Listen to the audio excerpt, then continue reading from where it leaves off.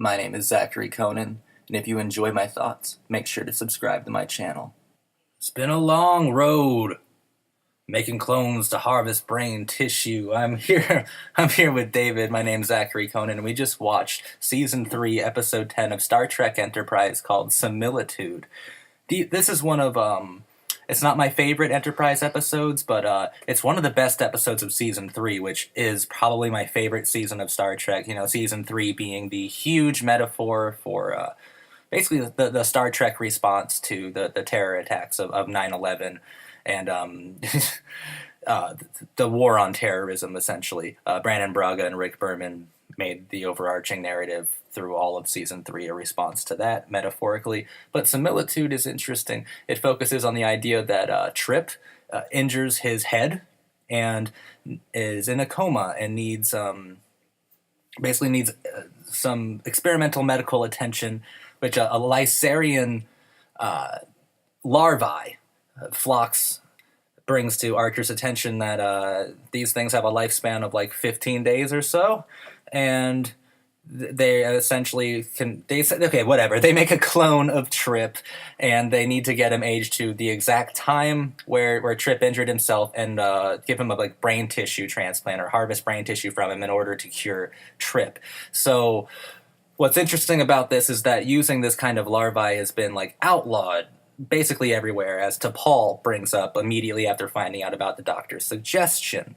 But they go through with it anyway because, like I said, this is a response to 9/11, and in Archer's mind, he needs Trip more than he needs his own morality at that point. I'm not sure if he would have gone through with this in any other season, but he's already compromised his morals several times in this season. It's just another thing to add on to his ever-growing collection of skeletons, which helps make it more haunting. And just some background as well.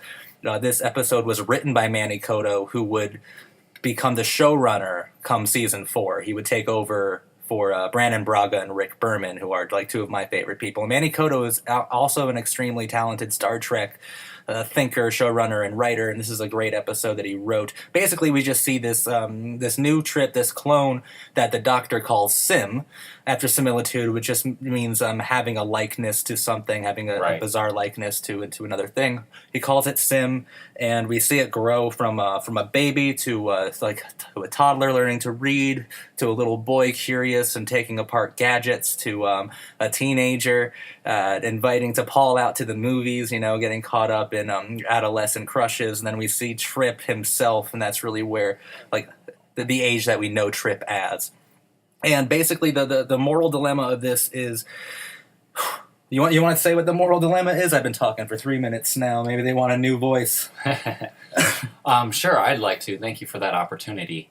The moral dilemma really is a fight between identity and a fight between, synchronicity or sacred nature that humans involve themselves when it comes to life, particularly with someone who is perceived as real and someone who is perceived as artificial. Absolutely. Because Sim becomes his own individual for all intents and purposes.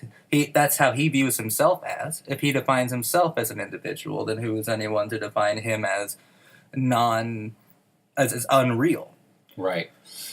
And T'Pol is that moral voice that understands.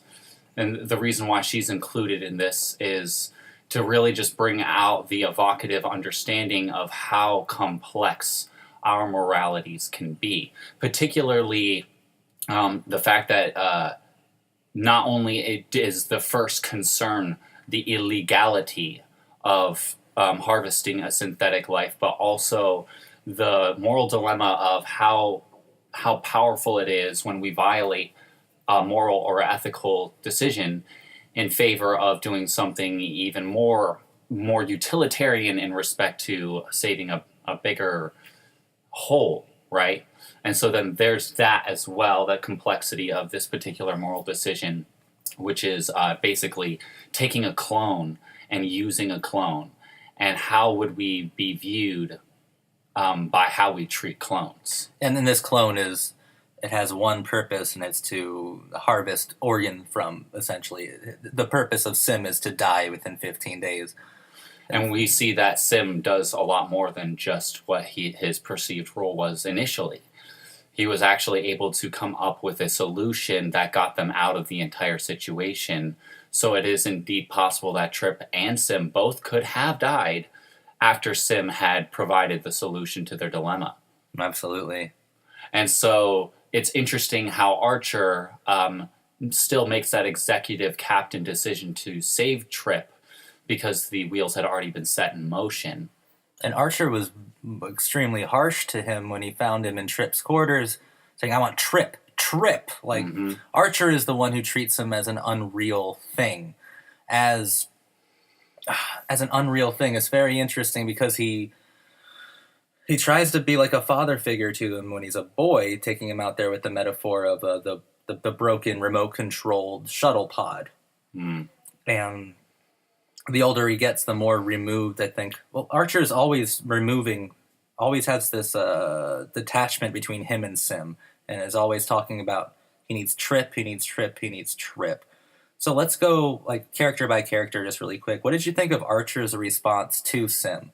And also his decision, it was his decision to do this. Right. So I don't personally agree with Archer's decisions. Me personally, I do have a lot to say about like clones and how clones do have an impact on our morality, particularly here in the 21st century here in how we view life, right? So a lot of Star Trek gets into what is life. And so it's never in anyone else's mind throughout this episode a matter of whether Sim is real or not. To everyone else, Sim is real. Sim is a livid being, is a person. Sim has a personhood to him. And so Sim is almost always given a choice, except when it comes with Archer. Absolutely. And that's what makes it fascinating. What makes it fascinating is how this has a lot of parallels with, like you pointed out, our particular governmental body around the time of 9/11 and around a very sensitive subject for many Americans now. Even now, there's a very lived part of ourselves, a traumatic experience we had with that particular event in our history. And so I'm not trying to sit there and downplay the importance of Archer's decision-making process. At the same time, I also understand that Archer was almost cruel, really. No, he was. Yeah, like he was cruel to me in the way he was dealing with these decisions. And in a way, I would say that's very betraying of the language of a lot of Star Trek. I don't think it's betraying of the language at all. Really? No. Well, this entire season is about Archer losing his morality and having to compromise so many of his own principles and ethics. It's not betraying of the language because you still have Sim and you still have T'Pol. You still have these affectionate people who are... Sim ultimately ends up doing what he thinks is morally right, regardless of whether or not the captain says so or not. He was about to leave on a shuttle pod, but he just sat there and was like, "No, I can't do this because I'm a good person, whether or not you see me as a person.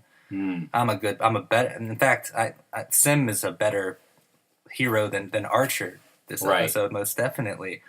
And I think that the tears we see in Archer's eyes near the end is realizing that fact, that Sim made a sacrifice that Archer could never have made. That's true, because he did make the choices, Sim, I mean. Yeah, he ended up making that choice for himself. I mean, he was cornered into having to make that decision. It was just cruel in the first place. Imagine living an entire life in 15 days. 8 or 15 days, and then all of a sudden having to end it to sacrifice for someone who you are. Like, and you're your own individual, and you're like, there's this experimental thing that could save me. I love that they put that in there, that minor complication. Right. There is an experimental drug or experimental medical thing, enzyme, that could extend my life and make it so I don't have to die in this time period. I love that Manny Koto and like Braga and Berman put that in there as a bit of a complication. As like, no, there is hope. He doesn't have to die. There is hope. They are sentencing him to die because they're not going to try to save him. because they see that this person in the coma is more real than this person over here. And that's why I think Interesting. T'Pol is the most affectionate character this episode. So I think T'Pol treats him as his own unique individual. It's not just that she could be open with this facsimile of Trip, which is true. She could be more open with him knowing that he's not going to be around, but I also think that she treats him as a person individually and gives him something that Trip never had, which is the experience of her lips, of kissing her as well. Gives him a one true like memory, visceral, passionate memory that is all his own to go to death with. True. And I find that to be very also heroic too. And I think that she treats him as an individual. Dr. Phlox is a fucking sociopath in this episode. He's like, this is my son. I'm going to name him, and then I'm going to cut into his fucking brain. Dr. Phlox is also a sociopath for me in this episode. But to Paul, a lot of warmth. I love the way she reacted to Sim, because I think that she saw him as his own individual, because she's well aware of why it's been banned everywhere. Because these are autonomous creatures. These are people who are making their own memories, and they're very confused. I mean, they only have a 15-day lifespan. And I think the gift that T'Pol gave to Trip of affection, Sim, see, I just did it, to Sim of warmth and, like, surprising, it was enough for him to go to the grave with a smile on his face. Right. And that's the most affectionate thing you could do to someone who's been given the death penalty, essentially. Yeah, that's very true. And now that you point that out, I do agree with you that it doesn't betray the language. You just have to look beyond Archer. Yeah, exactly. Exactly. And Archer, oh, wow, that's pretty sophisticated now that you point it out. Thank you for that. So I wanted to get back into the identity, because that is a very old problem in philosophy known as the ship of Theseus. I'm not sure if you want me to keep going. I want you to go into it, because Yeah. I don't think a lot of people know what that is. So this is an ancient philosophical problem, which was not a moral problem to begin with. The ship of Theseus was a Socratic example, or a philosophical example of what humans try to understand identity to be, right? And so there are different elements to the ship of Theseus paradox. And the ship of Theseus paradox goes a little bit like this. Imagine that you have a ship called the ship of Theseus, and then while it is on a voyage, let's say it's a very long voyage, and the ship is going from, let's just say it's going from the Mediterranean all the way around Africa to India. It's going to take several weeks, even months. And in that transition, a piece of the ship is replaced. And then that each, as far as the ship is sailing and going, each part gets replaced, and so on and so forth, until there is no longer any piece left of the ship to remain. They're all new parts that came from somewhere else. So then there's the problem with the identity is how complex it is, right? So the ship of Theseus just revealed to the Socratic philosophers of the time period 2,500 years ago that identity has four major components to it. There's a blueprint. So there's the blueprint of the ship of Theseus. There's the actual material, the substance, that is the body, the actual matter, right? Then there's also the design, right? So that's beyond the blueprint, but the actual application of the ship and what the ship's purpose and intention is, right? And then finally, the last component of identity is what that impact actually makes in the real world, and that's where the moral dilemma comes in, right? And only after all of those particular elements of the identity is exposed, and how identity is so complex in our own minds, that this particular analogy is brought forth into the Star Trek, into the 21st century. And I found that really amazing that they were able to go into that, and then they were also to do it in a modern perspective. So anyway, getting away from the ship of Theseus and applying that to this particular episode here in Similitude, the Trip Sim is basically the ship of Theseus, but put into the identity problem is put into a moral perspective, where we see that Sim is this literal atom by atom, molecule by molecule representation of Trip, and so does he not have the same identities? Well, then the blueprints are the memories. Mm-hmm. And you can see how the analogy is now being applied in every single way, how sophisticated this analogy is becoming. And then you get into the moral aspect of the we've gone beyond the material. Now we've gone beyond the blueprints. Now we've gone beyond the application, right? We're now in the application of Sim actually being this agent that can save Trip, right? And then that is carried into the fourth, which is the moral dilemma. And the moral dilemma, which I reiterated or said earlier, I'll reiterate now. The moral dilemma is he really Trip? And the answer is no. The answer is absolutely no. And what makes it amazing, what makes this episode so captivating for me, is how much Sim brings to the table well above and beyond the expectations of the initial experiment. And that heroicism and a desire to help other people and everyone around that they consider family. Right? Sim considers these people almost in a way he really does. He considers them his family. They might not be a father or a mother. Those are only his memories that he basically got from Trip. But, in a way, Phlox is kind of his father. In a way, Archer is kind of a guardian. In a way, T'Pol is a romantic lover. And so in that way, it's like this artificial now creates a genuine experience. And there's some overlap there, Mm-hmm. with the real Trip, but for all intents and purposes, these are all unique to Sim. Sim had to go out and recreate these bonds with these people, whether or not they were there for Trip in the first place. Of course, we know that T'Pol and Trip do have a chemistry together. But this is something that tore apart at Sim. I loved that scene where he's like, I don't know if you're all I think about, and I don't know if I love you or if Trip loves you. All I know is I can't stop thinking about you. And this isn't an adolescent crush. That was yesterday. That's 2 days ago. Sim still got the Connor Trenier charm to him. It's really nice, really sweet. But I see a lot of differences between Sim and Trip.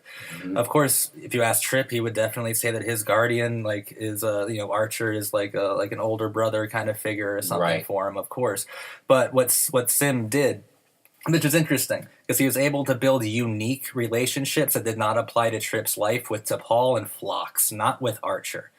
Archer remained like an absent father and in the background. Like he left when things got a bit too heavy and just reprimanded him and made him feel bad a lot of the times. I couldn't understand this is a life form in front of you that has its own autonomy, has its own individuality, or at least believes that it does. And then if it believes that it's an individual, it's an individual. You can't tell it that it's not.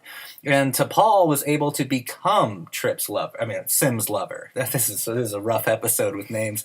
But he was able to become Sim's lover. At that point, she was not Trip's lover at all. Right. This was a new relationship and a new unique bond with someone. Dr. Phlox, Trip would never call him a father figure. This was a unique thing that Sim was able to build on his own. Mm-hmm. So he built new relationships, which added to his own individuality, his own actual character, his own actual life. And I think that his sacrifice is one of the more heroic things in Enterprise, probably in Star Trek as well. He's a very selfless character, but I think that they wrote it so well that he does authentically, or at least honestly, consider his options. He considers running away. He considers just running away just to spite everybody and going like, well, then neither of us will live. Fuck you guys. Right. It's an honest way that they showed it. And I love they didn't go the easy way out and made him villainous at all. No, they made him virtuous, valorous.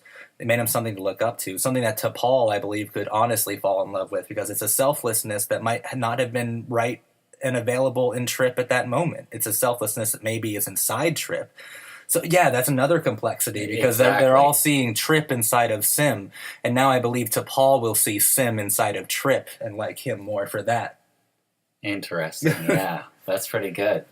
So that just goes to show how the third part of the ship of Theseus, the intention, can in fact transition into an impact which can affect the overall identity, right?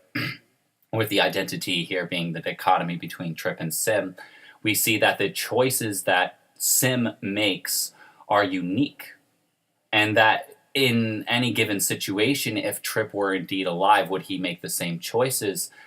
That is very unclear. Well, we know that he wouldn't with T'Pol. Sim came out and told Yeah. her, like, I like you. I really love you. Trip's never said that to T'Pol.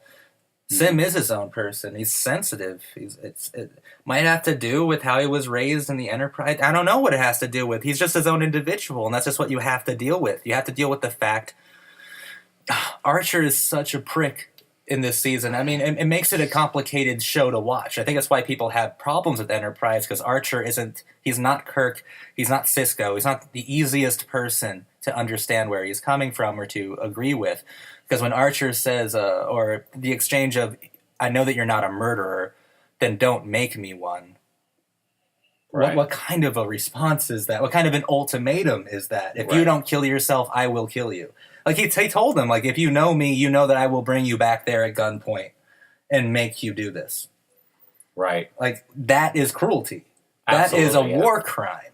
Mm-hmm. And I think it's brave to make your captain a bit awful, but at the same time, the fact that Sim had the maturity of mind or the sophistication of his own identity to still do the right thing in the face of someone, I think, as cruel as Archer was being. It does give a little more power to what his decisions were and how. And I would absolutely spend my last hours petting a really cute beagle and making out with a really hot Vulcan lady. So Sim went out the right way if you could ever pick the right way to go. Oh, what did you think of Dr. Phlox's relationship with Sim? It almost had a Mengele persona to it, didn't it?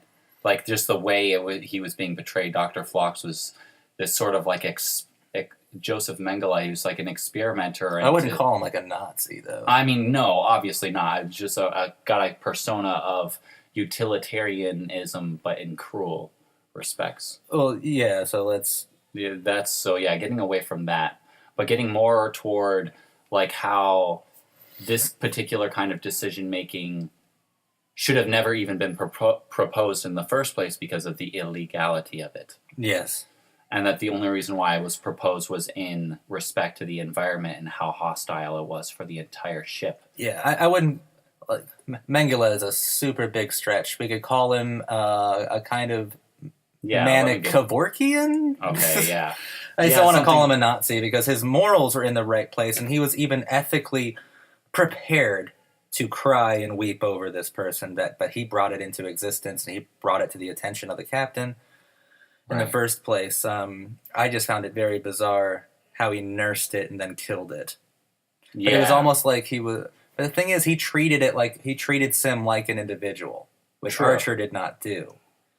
Gave Sim his own name. Archer did not want to give it a name.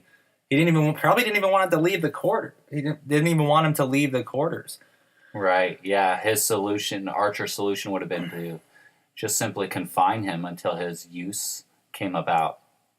Yeah. Which shows that Dr. Phlox isn't as cruel as Archer is, but still cruel nonetheless in a certain respect. He's almost, but Phlox is far more forgivable. I feel like he was cruel to me because he had to be in that situation. But I think if you came to Phlox and you were like, well... What I found interesting about it, and just my understanding of science today, it is possible that you can engineer the necessary organ, right? Yeah. Which in this case was a bit of brain matter. What I found interesting and how this revisits the ship of Theseus is how much our brain is a lot like the ship itself.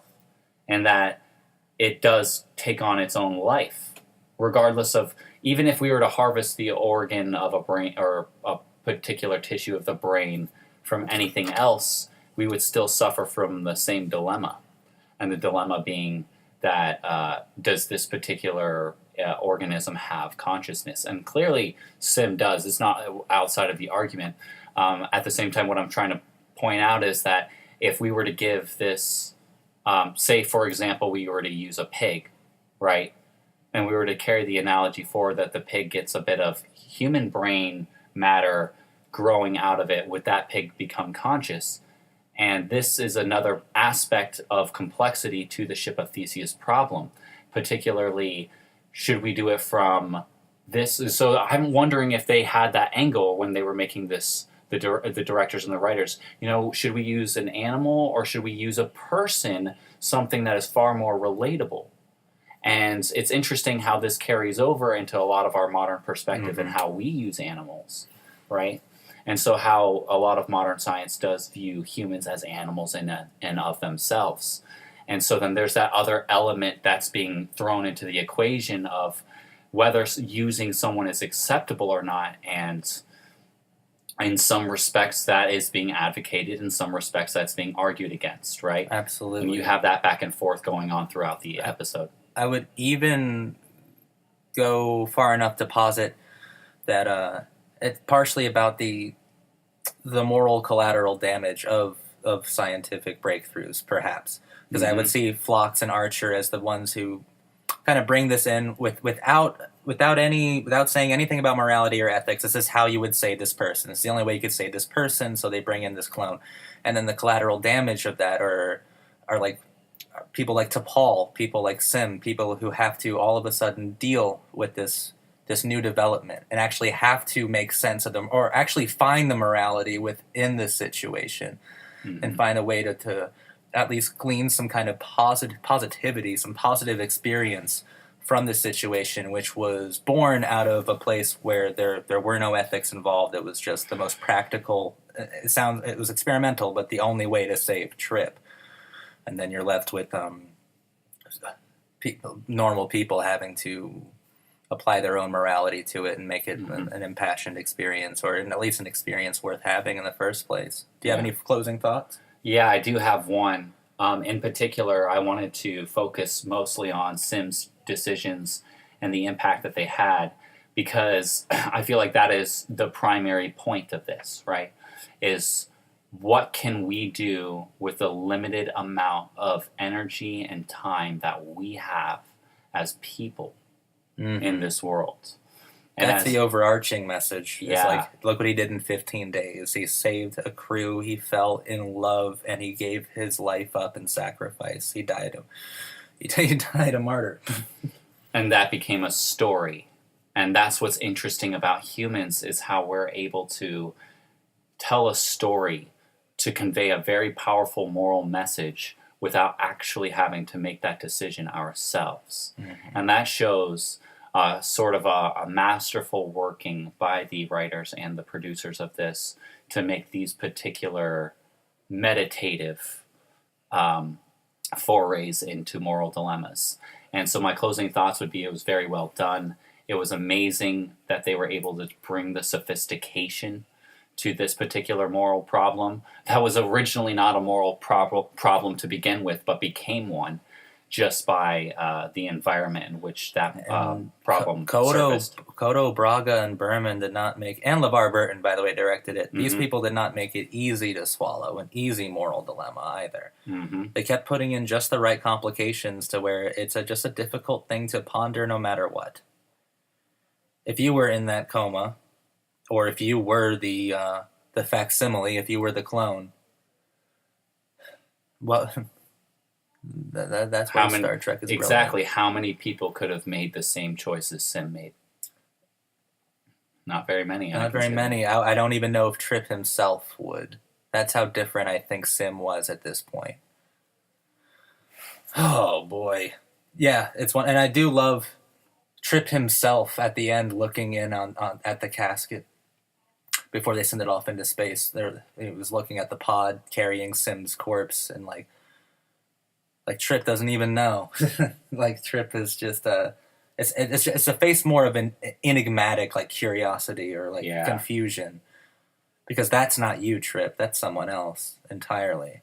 And you should look around you, because all these people's faces, they're not going to be the same when you die.